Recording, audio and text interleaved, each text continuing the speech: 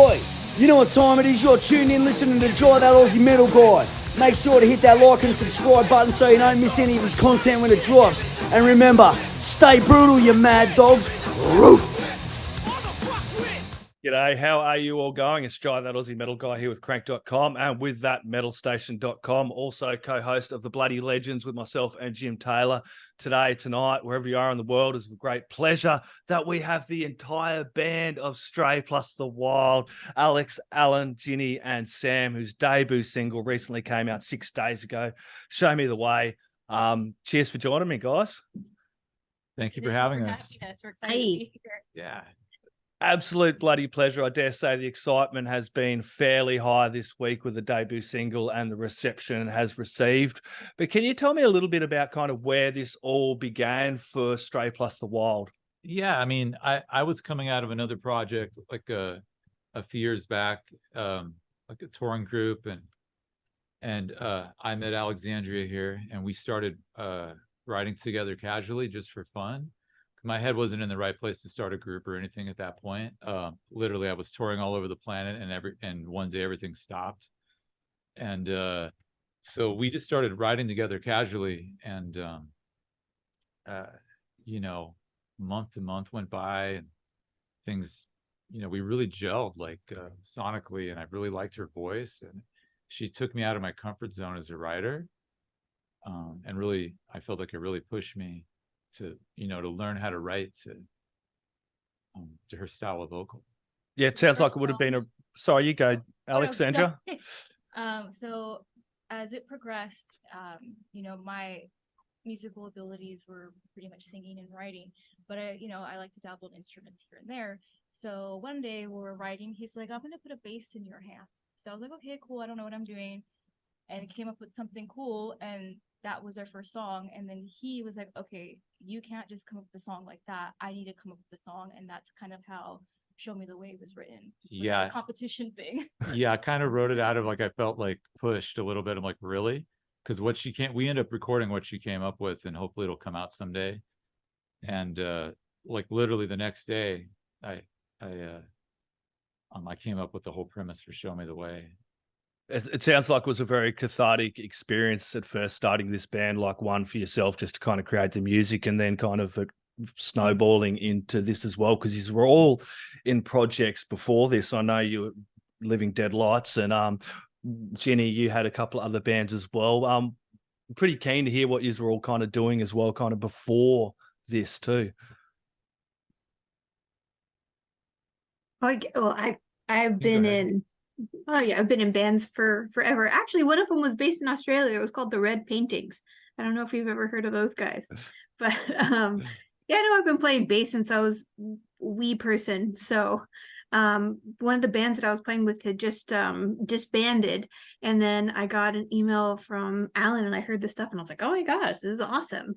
And like Allie's like my beef right now, and it's really, really fun to be in a band with them and Sam. Exactly. And what were you doing prior to this, Sam?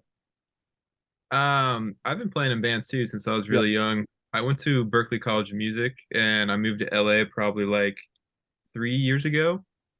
And that's right when I linked with these three, and they had some music, and we really hit it off. I think we all have a lot of similarities. I think we're all vegan, and we all like the same kind of music. So just kind of came together, and yeah. Yeah, well, it's got a really, really great sound. First off, how would you describe the sound you're going for with the band? And then tell us a little bit about some of your influences and inspirations kind of leading into this. That's a good question. We've been trying to figure out exactly where we fit in, you know, in this world of music today. And I came from like a heavy rock background, like punk rock, heavy rock thing, but you know, on the side, I love bands like the Beatles and Radiohead, you know, Floyd and like Bowie and stuff that was a little more like thought out, but I never really got to play that stuff. So, or at least I never really got to play that, put too much of it into a band, unfortunately. And working with her voice, it really just, you know, it opened me up to the possibilities of that. And I don't really know like exactly what to call us. I think we're definitely like a darker alternative group. I mean, not, I don't dare put us like in a metal category because of her voice. Isn't like she's not a screamer, so it's hard to really to make that claim. But we like a lot of the same types of music, though. I mean, we love bands like Black Sabbath to Radiohead or Typo Negative or this full spectrum. So I can't really like limit it to like a handful of groups. There's literally thousands of bands that I probably like. So Pulled influences from. yeah, and it's totally like everything's, we pulled influences from all over the place, and it just kind of became whatever people think that we are, I guess. Yeah, and then you touched on Alexandria. I want to talk to you about your your voice. Alan just mentioned through what he was saying there. You have an amazing voice. What are some of your influences and inspirations? And we'll get to you as well, Ginny and Sam. Yeah, I mean, I was kind of, younger. I was into more like obscure female bands. I don't know if you ever heard Rasputina and that type of stuff. And then of course like Radiohead and Muse. I really started off with like that stuff because I was able to sing along to it and develop my voice and everything. And as I got a little bit older, I got into the bit heavier stuff, which kind of came the dark aspect of my, I guess, gosh, can't think of the word. System of Down. Yeah, I love System of the Down and all that stuff too. So it all kind of meshed together, and I guess I try to make like a female version of stuff like that.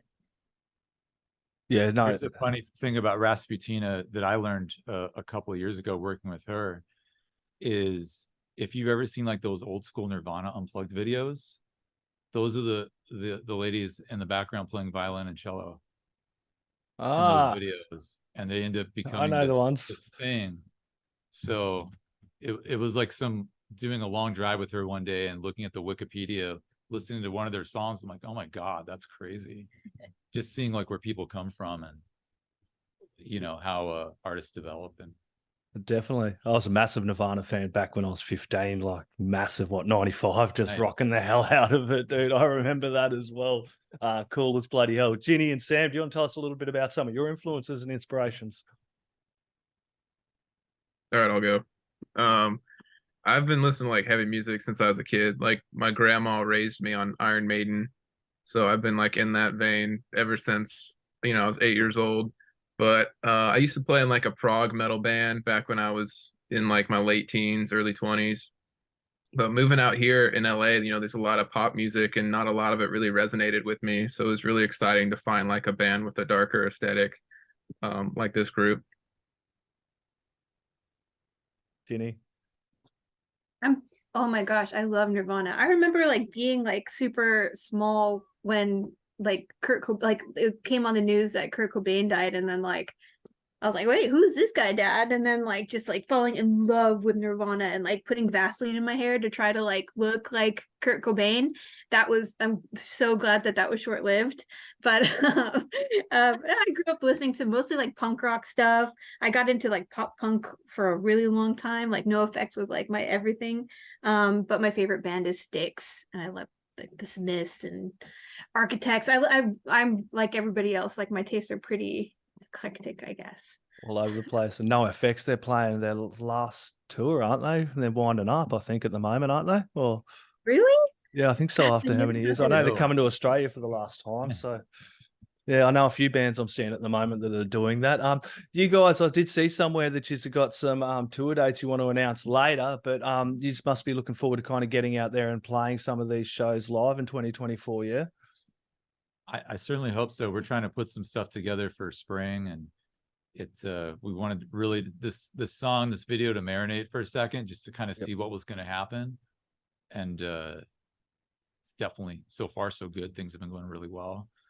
And predicated on the success of that, it would be easier to to get the right thing going. Yeah, you get the right listens dates, up, the right type of groups going. So.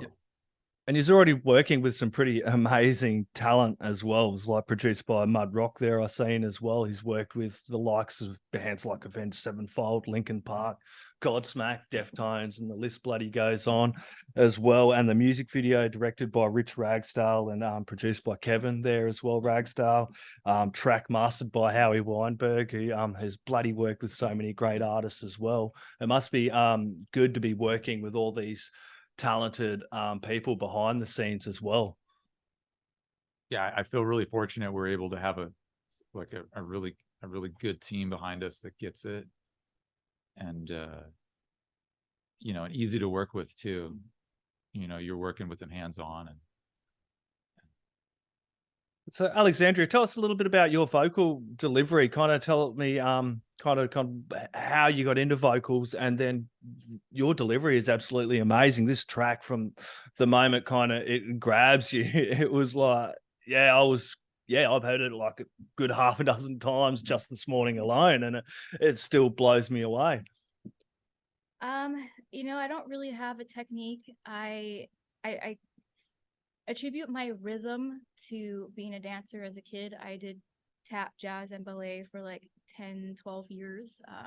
So I got really good rhythm from that. And then because of that, you know, more of my love for music blossomed. And I kind of just started humming and singing to myself, and the whole like angsty, you know, preteen and teen, I was like writing in my room, secluding myself, singing to myself, trying to come up with things. And, you know, I never was trained. So I kind of just did it in my room away from everybody else, because I kind of grew up, I have older siblings by a lot of years, so I kind of just was by myself and kind of just focused on that on my own. So yeah, and I kind of just played with my voice. In the meeting Alan, he also really helped me to kind of hone in on, like, he could hear like in the ear to like, oh, this sounds really good, how did you do that? I'm like, I don't know, let me try to figure out how I did that and replicate it. And it kind of, yeah, it was all kind of just a self-discovery. Yeah, so this is the first project for you where you've kind of sang, Like, yeah? Yeah, majorly, yeah. I was Majorly sang? like in a garage band in high school at one point. Nothing ever happened with that. Just fiddling around with friends. And then I was in a band before this. We only played 2 shows, but I didn't really like where it was going, and it just didn't fit my voice. And they wanted to do more covers and stuff, which is great, but that's not what I wanted to do. So then that kind of, I walked away from that, and then me and Alan started working together. So it must be great working with Alan, Ginny, and Sam as well, who have such an extensive absolutely, yeah. musical history behind them as well, and kind of learn off of them For as sure, you yeah. go forward with this project as well. Yeah, I was really excited to have another female in the band. That was when we're looking for a bass player. I was like, you know, I really want a female in the band. I don't, you know, I want to have that with me, especially when we tour and stuff. We can go off to the bathroom together or whatever to say stay. We could, you know, we can have each other just to talk, and the boys can have each other just to talk and stuff. So I was really looking forward to working with another female. Then we found her through a friend, and I was like, yeah, she's pretty good. Let's get her in. Yeah, so tell us a little bit about you joining the project and how that all happened, Ginny. I wish there was like a cooler No, story. it doesn't have to be. Any story is cool. No, I mean, like, I was in a band for a long time called Nine Electric, and anyways, like, we had broken up, as bands tend to do, and then I got an email from Alan.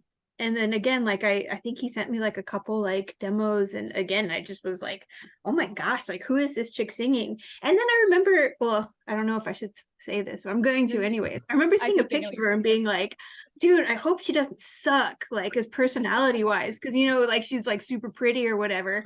And then I met her and I was like, oh my gosh, this chick's awesome. And then we ended up talking and like giggling through rehearsal and making Alan mad, and it was, I don't know, it was awesome. It's super cool. I feel like I like found my wife friend and a band at the same time.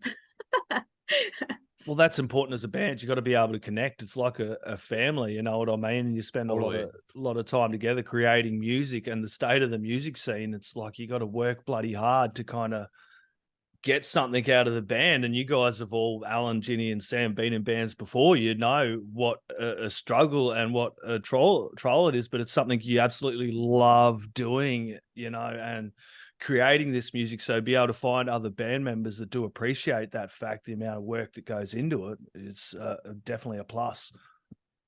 Yeah, like why do it if it's not fun? Yep. And like there's so much downtime on tour, especially, as everyone knows, like the vast majority is just sitting and waiting. So if you can't like sit and wait with people you like that would just, it'll just wear on you.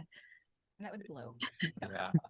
Good. I've definitely been in projects like that where it's like, fuck, you just don't like who you're in the group with. You're sitting next to somebody, you can't stand them. And I've learned how to like zone out and just like be inside of my own head, because you've got an 18-hour bus ride with somebody or whatever it is. And All 4 band members are fighting. or they're drunk, or people are obnoxious, or Oh. this guy's coming down off of drugs and shit. And like, Isn't that I'm not annoying? into You got that to shit. get somewhere as a band. You kind of also, you can see where bands and when bands are gonna make it, because they treat it as a professional act as well, not just go out on the road, go on stage, be a blind, rotten, drunken idiot, or you know, it's not that. Life isn't like that. I know a lot of bands are behind the scenes. You see the ones No. that are working hard. It's if you're making enough money just to fucking buy a beer at the end of the show, you're doing well too. So.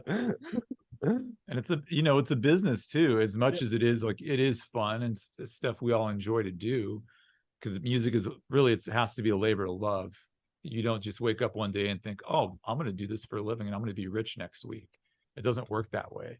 If it did, everybody would do it. You see the people come through the bands and they're in and out of the band within a couple of weeks. Even on the media side where I do what I'm doing, it's trying to garner support and getting people involved. It's like, oh, well, how much am I getting paid? It's like, well, the bands aren't getting paid yet, mate. You put in the fucking work and then we see what happens. And then it's the same with the bands these days, because you have all the streaming services, which is great to get the fucking music out there, but it also...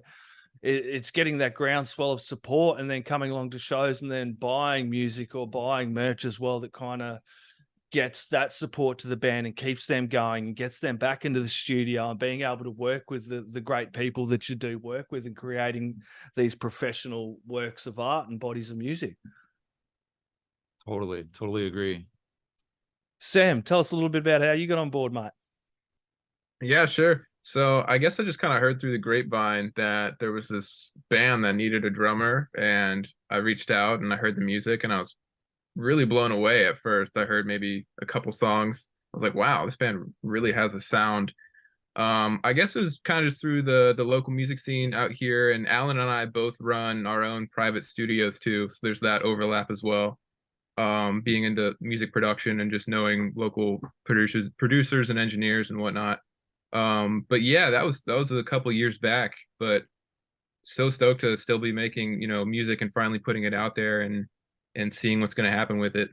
Well, that's going to make it a hell of a lot easier too, because you and Alan, both engineers and music producers as well, able to work together and kind of, you know, cut down a lot of those kind of outsourcing to other people as well. Yeah, I think so. We can get a lot further at least, and then, you know, when our ears are tired, then we can pass it off to somebody for mixing if we need to or whatever. But I think we can get a lot closer than I've ever been able to do in other bands, and just by having, you know, myself and Sam be able to take to be able to do a big part of the work that way. So It's also nice just having a studio here where we live. So if, you know, we don't have to drive anywhere. If we're inspired, we could just put it together here, do a rough scratch recording and have it for later. You know, after you get home from a long day of like working or whatever it is. Like I used to try to do that with somebody else and it was really hard. But now that we have it here, I can just come home and 2 minutes I'm in front of the microphone or something. So it really helps having it here. yeah, it's super casual. You don't have like the pressure of being like in a big building. And I mean, we still do that stuff too, but like, especially when you're scratching or demoing songs out, you don't really know what the song's going to be. You're just putting stuff down and just building it and seeing what's going to happen. Yeah, and it's But got to be great for the creation process for you all as well, having that studio in-house as well, because when you go pay for studio time, you've got a couple of days to kind of get in there and do it. And kind of you guys have that freedom to just like, okay, we're creative now. We've got something going. Let's get in there and do this now. We'll strike while it's hot, as they say. Exactly. Helps us save some funds too, you know, to rent out like a studio for 5 hours or something. Yeah, Yeah. honestly, that's what takes so long. Aside from the music, writing the music and recording it is probably the easiest part for us. But like there is this time gap, like, okay, you have the pandemic and it made the world kind of like, well, are you able to go tour? Is this shit gonna happen again? Should we just wait? And I just wanted to wait.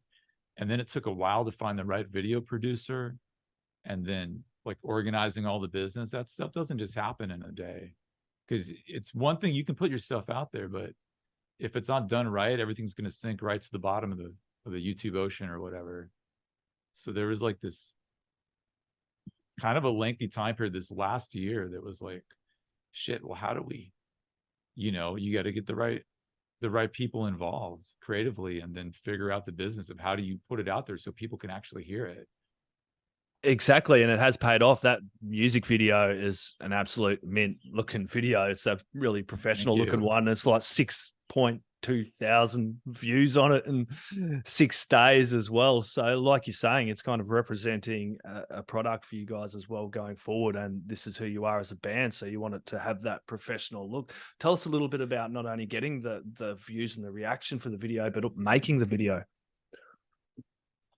The video I thought was very fun. It's definitely my first music video, so I was a little nervous, but thankfully, like I mentioned before, I have that dancing background. So we used to perform all the time. We'd like prepare a whole, routine and choreograph, and then we'd take time to like rent out everything, or the dance studio would, and then we hit the stage and we dance. So I was like, okay, I'm just gonna rely on that, and I'm gonna just go up there and hopefully I nail it.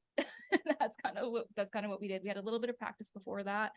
Alan and I came with a lot of concepts. We got Jenny's and Sam's ideas too, and we all kind of put it together. And I mean, we did work really hard on it, but we also kind of slapped a lot of it together.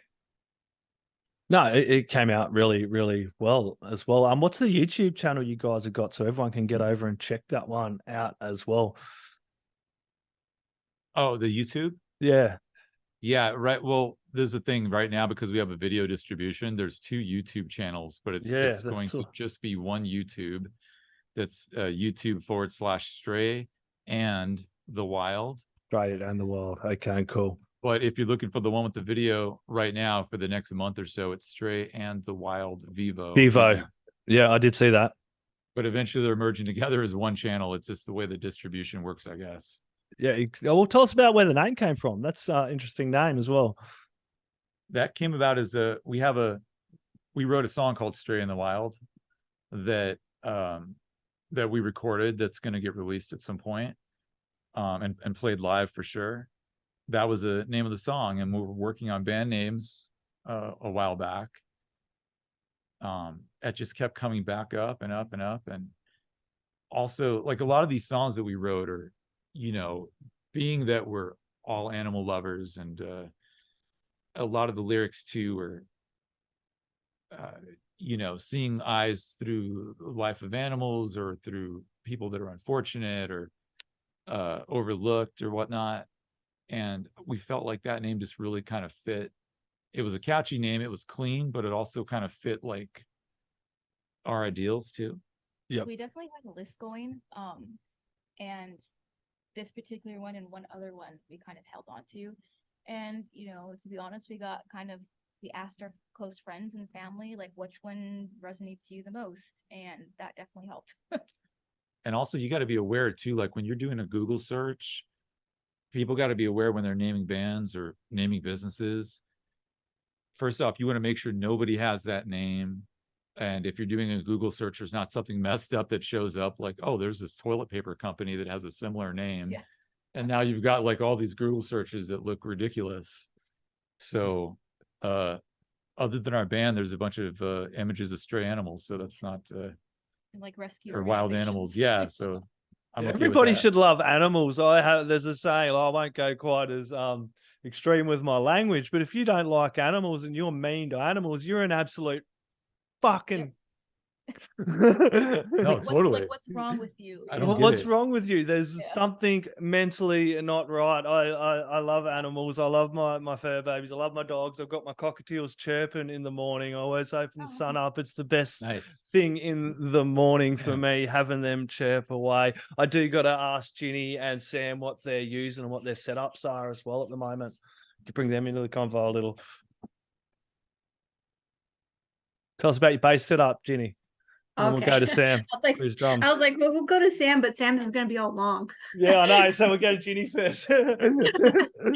I'm using a Rickenbacker bass, and I use Ampeg Pro head and then classic speakers. So mine's pretty easy. Nice. Sam? So I've got this 1972 Ludwig kit, and it's like super oversized shells. So like my floor tom is a 20-inch, which is, a bass drum size. And then I use Meinl cymbals out from Germany, Vic Firth sticks made here in America, and Remo heads and trick pedals. Oh yeah. Fuck yeah. I always got to ask about the setups for the muso nerds in there. Alan, tell us a little bit about what you're using guitar-wise, mate. Well, as a guitar player, I'm a Gibson person. For this group, I'm using a 335 in the video, and I've done that in a lot of the songs, but I also play Les Pauls primarily. So it's been a combination between the 335 or the Les Pauls and the record. And amps, I'm a Mesa Boogie artist, so I do use my Mesas, and also an Ernie Ball artist. Love Ernie Ball strings and accessories. Aside from that, I also love like old school, like vintage amps. I have a 65 and a 67 Fender Bassman head that I love. One of them I got from my buddy Todd Youth, who used to play in Danzig and Motorhead. And unfortunately, he passed away about 2 years ago. But he introduced me to those amps, and it's changed my whole life. And I'm also using 212, like the 212 Fender cabs, 67 cabs. I have a massive pedal board. I like using a lot of for this band, I've been using a lot of like delays and echoes as well. Things like that. I love the like the Bassman thing because it's one sound, really, and I'm controlling all the gain or all the all the distortion of the gain or how clean it is, just my volume knob on the guitar. It's so simple that that's how it should be. And honestly, a lot of the bands that I like, I'm a big fan of like 60s and 70s artists too, and everything was so organic that they use such simple setups. Yeah, it just kind of worked itself out for this. It did. And you also do, I do want to quickly mention as well, you also do work with film as well. You help co-write and develop film scores, which I'm spewing my co-host isn't here because he does the same bloody thing as well. Nice. Those are really fun. Yeah, that must be fun for you to be able to do that as well and kind of create those soundscapes for movies and film and TV as well. It's so different. Yep. Jenny actually helped with one. She played her violin on one. Yeah. We had a horror feature that came out a few months ago. Jenny played on. It's crazy how many horror sounds are violin. I've been playing violin since I was 5, and I didn't realize like all of it, like the psycho songs, like all like the creepy bugs crawling, like that's all violin. Yeah. I didn't even know. I love the sound of violin. So you were playing violin first by the sounds of it, yeah? Yeah, I was like, well, kind of like Ali, like I wanted to be a dancer, but then I guess I was like so bad that it was embarrassing. So my parents are like, hey, you want to try this violin instead? And that took a little better. So yeah, I started with the violin. I started playing, but then I fell in love with like Nirvana and all that. And I started guitar and all that when I was like 12, and then bass when I was 13. Okay, awesome. There you go. Yeah, it's absolutely great. So what's next for Stray Plus the Wild? Don't say give anything too much away, but you're going to release anything before the end of the year as we go into the end of the year into 2024, or what's next? Well, we're working on that's a good question. Honestly, we're working on tour dates. We're probably going to get a good Los Angeles show in before the end of the year, and planning the next what the next single / music video is going to be. I know there's this whole like thing about like these fucking algorithms, like you need to release music every month, but I personally don't believe in that. I think you should be doing stuff when you feel like you should release it. Don't force it to feed a computer. We have a lot of songs recorded that we dig, but I want to make sure everything's released in a way that does justice to the song and justice to the our ability to promote it. We don't want to release all the songs at once because we know how quickly people forget. So we want to keep them engaged. So probably one song at a time, but we'll try to keep them not too far apart. Like we don't want to wait 6 months or anything like that. We want to, slowly show the public and churn them out while giving us time to continue to write. Yeah, that's it. Kind of do what feels right for you and fuck your algorithm and just kind of release it when it's good for Stray Plus the Wild. I feel you on that, Alan. It does get a bit infuriating at times, doesn't it? It's just a lot of I think the scene it's changing every year too, like these demands on artists. And yep. I mean, I think if you have something real, just release it when you're comfortable releasing it. And hopefully if we're fortunate enough to where people like what we do and they continue to like what we do, then the fans will still be there and the support will keep coming in for it if you're doing something real. Exactly. Support is everything. So while we are there, we will sign out and we'll ask for last words and shout outs and everything like that. But I do want to get into support. Where's the best place people can get along and support Stray Plus the Wild? Right now you can go to we're on Instagram, TikTok, Facebook. Our regular website is strayandthewild.com. If you're Instagram, you can go to the Instagram /strayandthewild. And in our bio, there's a link tree that has like a long list of places you can find us. And of course, YouTube, find us on Spotify, Apple Music, anywhere you stream music, anywhere you watch music videos. You can either search under Stray and the Wild or Stray Plus the Wild, and you'll find us. You can also blast it really loud in your car, so when anyone jumps in, they're like, "Who is this?" You go, "This is who it is, Stray Plus the Wild. Crank this fucker up." Okay, we'll go through and ask for last words, shout outs, thank yous, and anything else I may have forgotten you want to add in there, my friends. Whoever wants to go first. I think the cat wants to go first. Yeah. What about me? Last words, guys. Yeah. I mean, I'll say we're grateful to work with our team with Mudrock and Howie Weinberg, and also Mesa Boogie, of course, Ernie Ball, of course. We just worked out a relationship with Telefunken Microphones, yeah, of course, thanks all of our friends and family, and anything you want to add? Or if anybody's looking for a dog in Australia, you can check out BeagleFreedomAustralia.org. That's one of the organizations I spend my time with.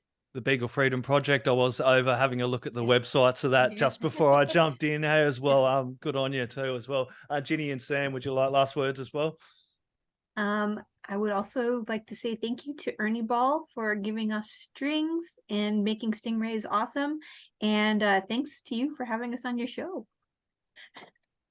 Yeah, likewise, man. Thank you so much for having us on. It's cool to be on an Australian magazine site. That's awesome. Cheers.